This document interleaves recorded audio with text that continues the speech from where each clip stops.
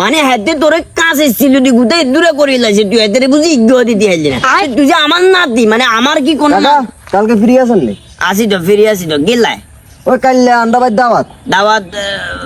দাওয়াত এগুলো পরে শোনো তানবীর, আমার দোকান চলাকালীন সময় আমার স্পষ্ট মনে আছে এখনো আমি তোমার কাছে 320 টাকা পাই। আগের টাকাগুলো দিবা, এরপর দাওয়াত দিও, যেটা দিও আমি যাবো, অসুবিধা নাই।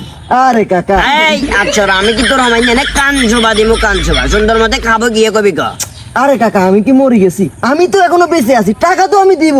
দাওয়াত কি এর? আরে ওই আমার জন্মদিনের অনুষ্ঠান করবো তো, ওই কারণে দাওয়াত।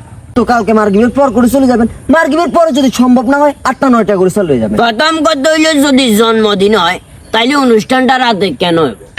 দ্বিতীয় কথা হইলো জন্মদিন পালন করা তো কোনো জায়গায় লেখা নেই। তুই এবার হরে আজান কনে দিছে জানোস? আমার ছেলে আজান দিছে, আমার বড় ছেলে।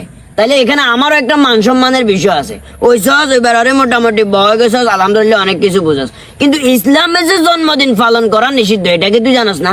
এটা জানাস নাকি? আরে তোর কাকা ধর্ম গিয়া, তোর ধর্ম গিয়া ইসলাম যদি হয় জন্মদিন চাবি ধরেছে কাকা দাওয়াত দিতে হবে না এলাম কাকা, এই খবরদার দাওয়াত দিতে নাকি ভুল করছি।